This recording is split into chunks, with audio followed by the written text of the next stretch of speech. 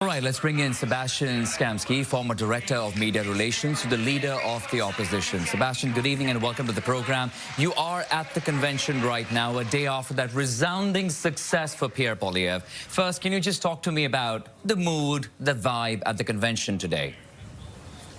It's a great vibe. We're all very excited. We're all very happy. Even folks here in the policy session are abuzz with the results, talking about how great of a mandate it is and how much enthusiasm there is behind our leader to lead us united into the next election. So we heard a lot of what we have already heard before from Pierre Poilievre last night, but what stood out for you the most in terms of his message and on the path forward? Anything different that he said that stood out for you?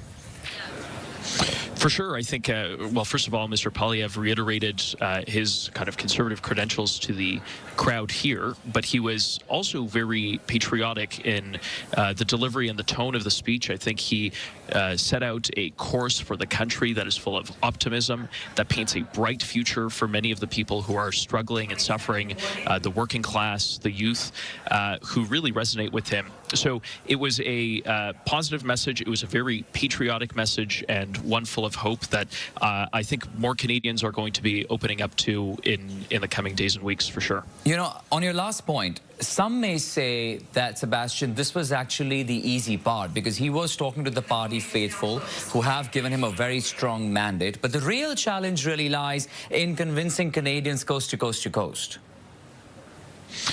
Absolutely. And I think yesterday was a pivotal moment in that. I think Mr. Poilievre showed also a lot of emotion and spoke to the importance of his family and really how that reflects on his fight for families all across this country, for youth all across this country. I think he really tied those things in very well together and showed Canadians a side of him. I think that really resonates, and I think that they can hear and understand because the struggles they face, he is fighting for every day.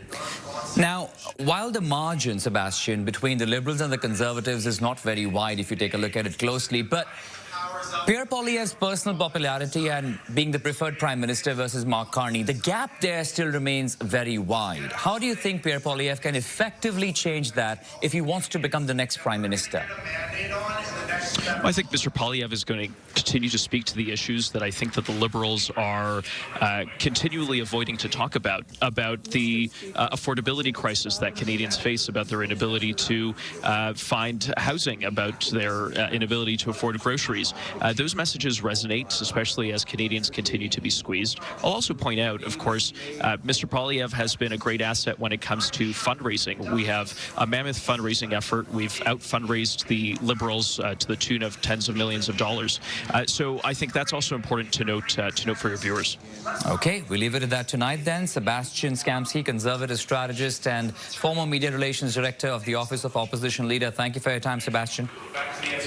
Thanks so much.